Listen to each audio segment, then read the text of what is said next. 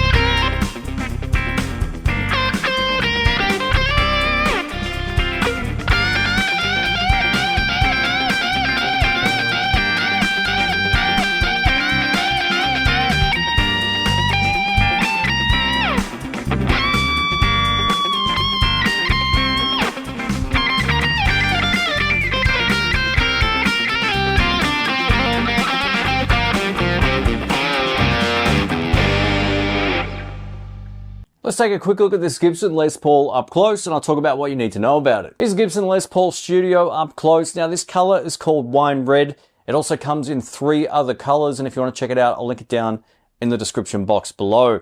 Now I really like the finish on this. It's a step up over the Tribute, which has more of a matte sort of finish throughout the entire guitar.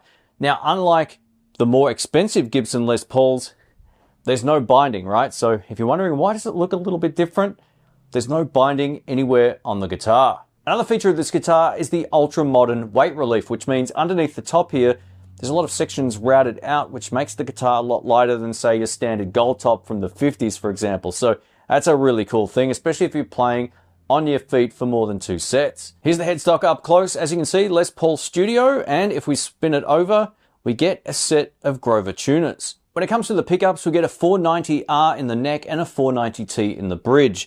I'll talk more about those in just a moment, but we get 2 volume controls and 2 tone controls. And if you're a lefty, yes, they wind the same way as all of the other Gibsons, which is designed for a right-hander. Now these pickups can get a bit of a bad rap online for some reason. I'm not exactly sure why. Maybe because the neck pickup is a little bit more full sounding than some of the other pickups. But if you just simply roll out the bass on your amplifier, you can make these work.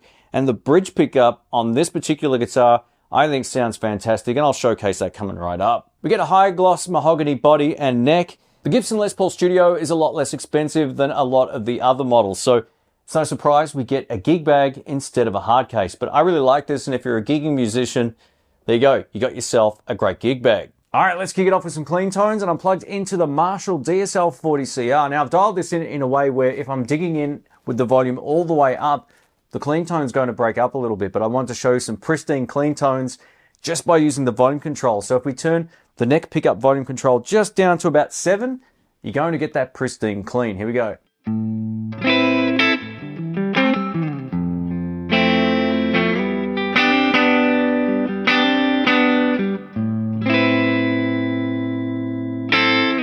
What a great neck pickup tone. Now with the volume all the way up, so from 7 all the way up to 10.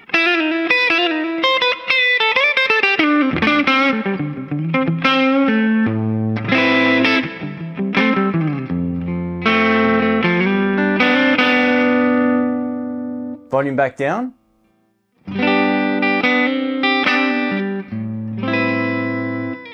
I don't think the neck pickup gets enough credit on a Les Paul. A lot of people love the bridge pickup, including this guy, but work the volume control, you can get some really great sounds. Over to both pickups, let's have a listen to this. This is with both volumes all the way up.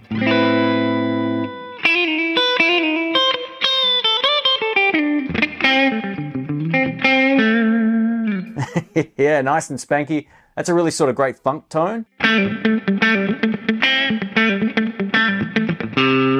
But you actually make that more funky just by rolling down the neck volume control. Have a listen.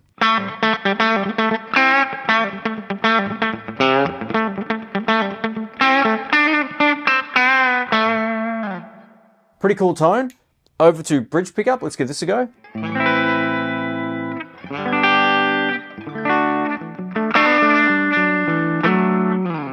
Now that's definitely not a clean tone because this bridge pickup does throw out quite a bit of output. But if we turn down again, it's going to give you that pristine clean sound.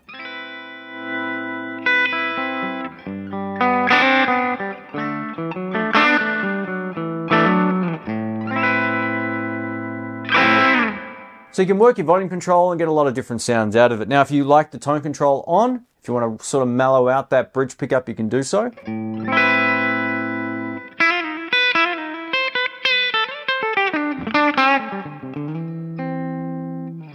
And all the way wide open.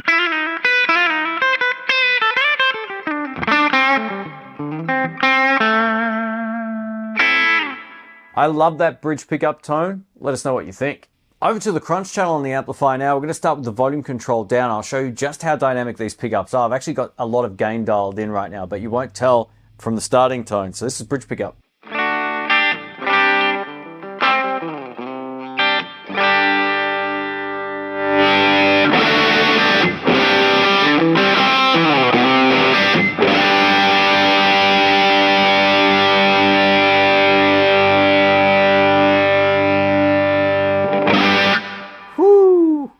Over to neck.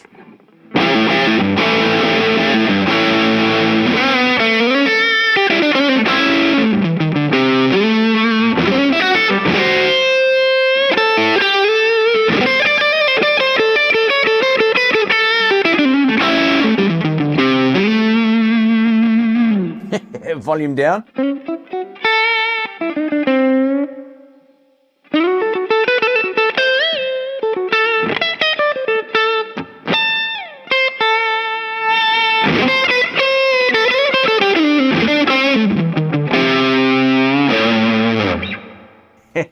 So you can go from like BB King style sounds all the way through to something like Carlos Santana. That's awesome. Let's try that again on the bridge pickup.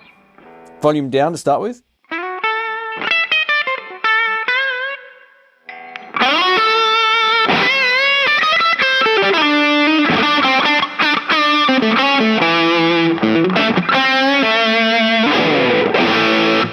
All right, ultra gain time. Here we go. Ultra gain tone. I'm hearing it for the first time right now. This is bridge pickup.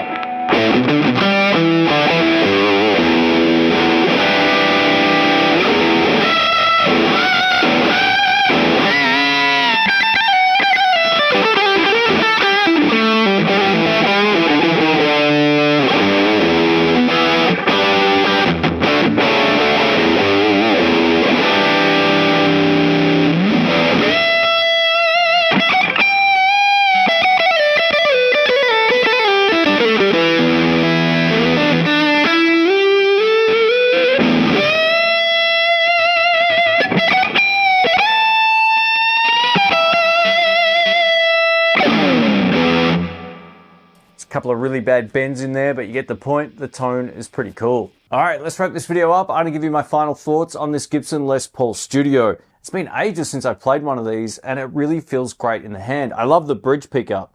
I think that's really the star of the show tone-wise, in combination with both pickups, with that neck volume just down a little bit. You can get some really funky tones. Now, clean, I love the neck pickup sound on here, but when I started using a bit of overdrive, especially on that ultra gain channel, the bridge pickup is one of those things I could play all day. These pickups are so dynamic. If I turn down, it cleans up beautifully, as I've showcased in this video. The feel of the neck is nice. I think this will appeal to most players, unless you're a fan of a really super chunky neck. You'll get a kick out of this. I'm more partial to a fat neck, but I've had no problems playing this straight out of the box. Now, tuning reliability has been okay. Not perfect like most Les Pauls. They're not, 100% stable when it comes to their tuning, but overall, really playable guitar. I actually really like the look of this as well. This cherry finish is great. Kind of reminiscent of an ES335 in some ways, but just that little bit darker. There's the 335 down there, just as a point of comparison. So yeah, really nice look and feel. Now, if you're on the fence between this and a Les Paul Tribute, you can spend a couple of $100 more, depending on where you live, of course, and get this one if you want. But if you're not a huge fan of the high gloss, go for the Tribute. I don't think there's enough in it to really warrant paying extra unless you really want to get that high gloss feel. I would have no problems recommending this. This feels a lot more like some of the standard models based on the fact we do get that high gloss finish. There's just no binding. So yeah, it's a very simple look, but I really like it. Let us know what you think. Thanks to Sky Music for the loan of this. If you want to check it out in your part of the world, I'll link it down in the description box below. Thanks again. Catch you soon. See ya.